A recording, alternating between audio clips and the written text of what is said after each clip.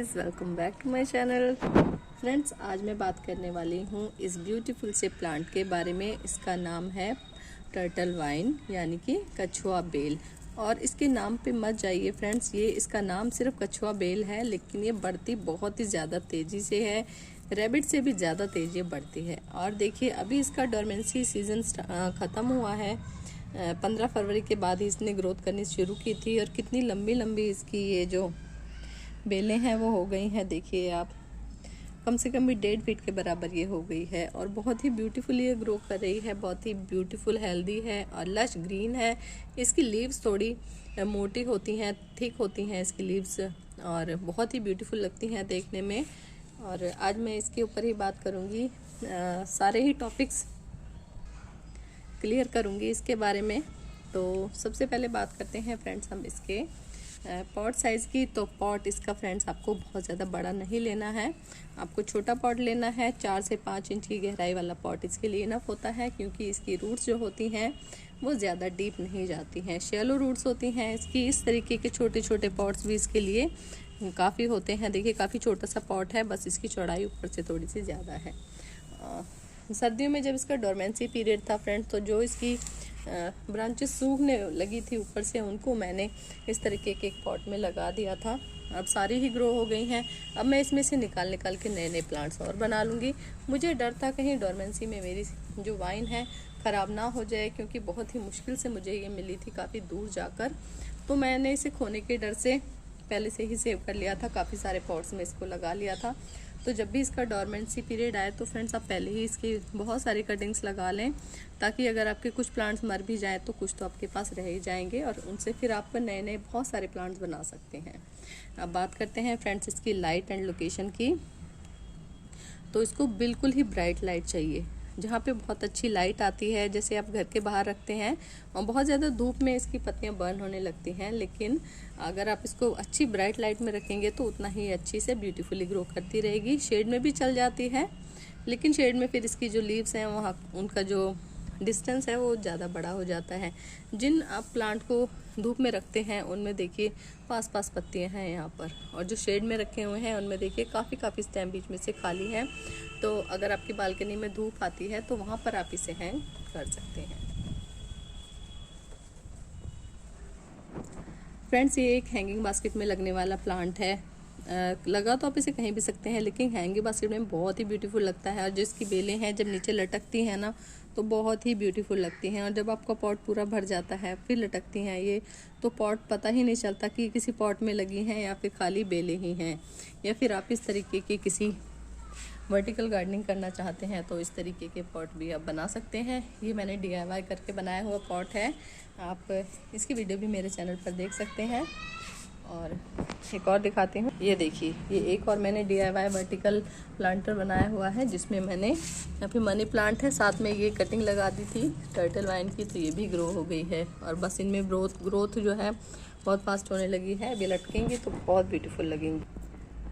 आप चाहे तो इस तरीके के पॉट में या फिर छोटे छोटे पॉट में इस तरीके से लगाकर आप किसी दीवार पे भी रख सकते हैं, और ये लटकती हुई बेलें बहुत खूबसूरत लगेंगी। अब बात करते हैं फ्रेंड्स इसकी वाटर रिक्वायरमेंट की। तो आप इसे बहुत ज़्यादा पानी भी ना दें और बहुत कम पानी भी ना दें। अगर आपका पॉट पहले से ही गीला है, प्लांटर की मिट्टी पहले से ही गीली है, तो आप पानी देते रहेंगे तो फिर इसकी जड़ें ख़राब होने लगेंगी और फिर पत्तियाँ पीली पड़ जाएंगी। इसी तरीके से अगर आप पानी देंगे ही नहीं काफ़ी टाइम तक, तो इसकी पत्तियां फिर से पीली पड़ने लग जाएंगी। जैसे ये है, देखिए, ये तो मेरी खैर पानी की वजह से नहीं पड़ी हैं, डोरमेंसी में था ये प्लांट, तो इसकी जो पुरानी लीव्स हैं ये वो हैं, बाकी जो नई ग्रोथ है वो सारी की सारी ही मेरी ब्यूटीफुल है।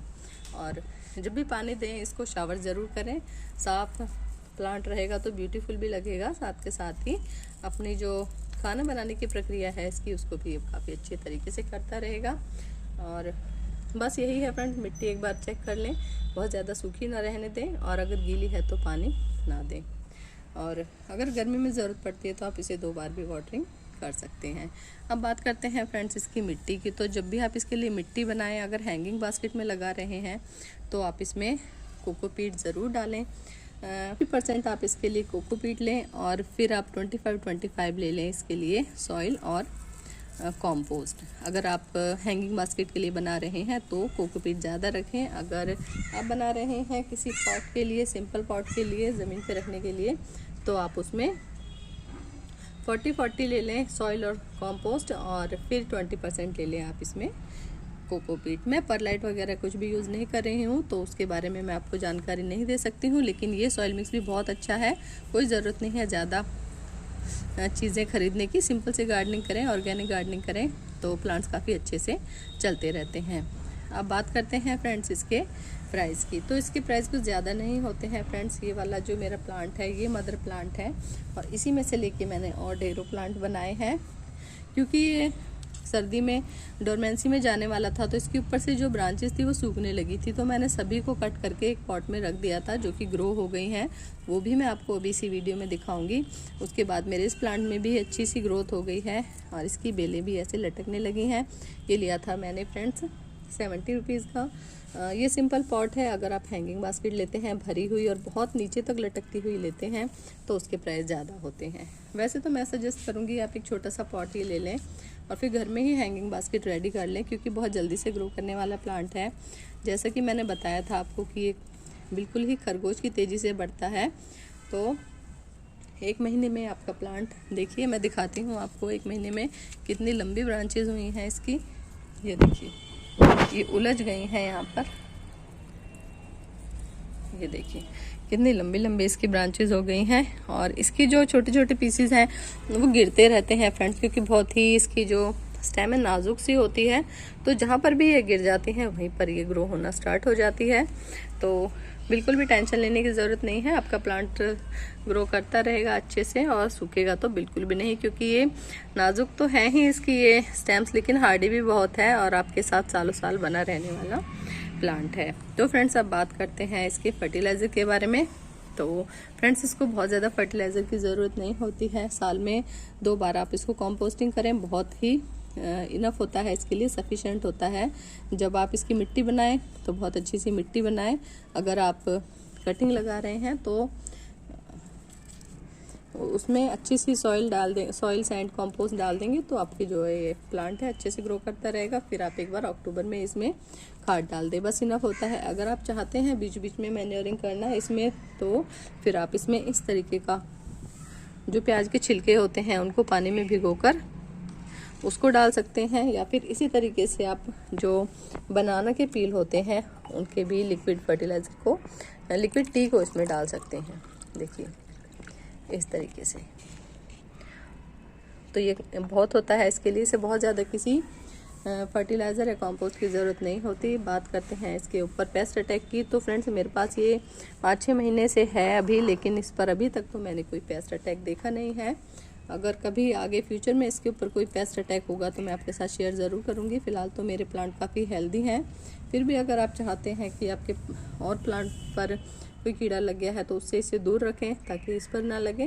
और आप चाहें तो नीम ऑयल का स्प्रे कर सकते हैं, नहीं तो नॉर्मल पानी से आप शावरिंग करते रहें, इसके ऊपर कोई कीड़ा लगेगा ही नहीं। तो चलिए फ्रेंड्स अब इसको प्रोपगेशन की भी बात कर लेते हैं। तो इसको प्रोपगेट करना तो फ्रेंड्स इतना इजी है कि छोटे बच्चे भी इसको प्रोपगेट कर सकते हैं। 8 दिन में ही इसकी कटिंग चलने लगती है। अभी मैंने एक वीडियो बनाई थी कि फरवरी और मार्च में कौन से प्लांट की कटिंग हम ग्रो कर सकते हैं। उस टाइम मैंने ये 2 पॉट लगाए थे। देखिए यहाँ से भी इनमें और ग्रोथ दिख रही है, और यहाँ पे ये तो काफ़ी ग्रोथ तेज़ी से ग्रो कर रहा है। 2 मैंने छोटे छोटे ग्लासेस जो हैं इनमें लगाए थे, दोनों ही मेरी कटिंग चल गई हैं। ये सारे ही प्लांट्स मैंने कटिंग से लगाए हैं फ्रेंड्स, और अभी मैं आपको दिखाती हूँ कि मैं किस तरीके से इनकी कटिंग लगाती हूँ। तो इसका एक टॉपिक और रह गया है फ्रेंड्स, वो है ये मल्चिंग का काम भी करता है। अगर आप इसे एक पॉट के अंदर ऐसे ही रख देंगे या फिर इसे गोल गोल घुमा देंगे तो पूरे पॉट को ये कवर कर लेगा, और आपके जो पॉट की सॉइल है उसको गर्म हवाओं से बचाएगा, और आपके पॉट की मिट्टी को सूखने नहीं देगा। तो अगर आपके यहाँ बहुत ज़्यादा गर्मी है, तो बहुत गर्म हवाएं चलती हैं, तो इस तरीके से आप अपने प्लांटर की मल्चिंग कर दें। इससे तो ब्यूटीफुल तो लगेगी ही, साथ ही साथ ये आपके पॉट को जो है, पॉट की सॉइल को गर्म होने से भी बचाएगी। तो देखिए मैंने एक पॉट रेडी किया है मिट्टी से, वो दिखाती हूँ मैं आपको, जिसमें हम लगाएंगे कटिंग। ये देखिए मैंने इसमें सॉइल सैंड और थोड़ी सी कोकोपीट मिला के रख दी है, क्योंकि मेरा छोटा सा ही पॉट है, इसमें ज़्यादा मिट्टी की ज़रूरत नहीं थी। अभी फ्रेंड मेरे पास कोकोपीट ख़त्म भी हो रही है, थोड़ी बहुत ही पड़ी थी इस वजह से, नहीं तो जो मैंने आपको रेशियो बताया है वो आप इसमें डालें। इसके बाद जो इस तरीके की जो इसकी ब्रांचेज़ हैं, देखिए बहुत ईजीली ऐसे ही टूट जाती हैं हाथ से, इस तरीके से। और बस इसको इस तरीके से ऐसे ही घुमा घुमा के इसके ऊपर रख दें यहाँ से। इसके ऊपर थोड़ी सी आप मिट्टी डाल दें।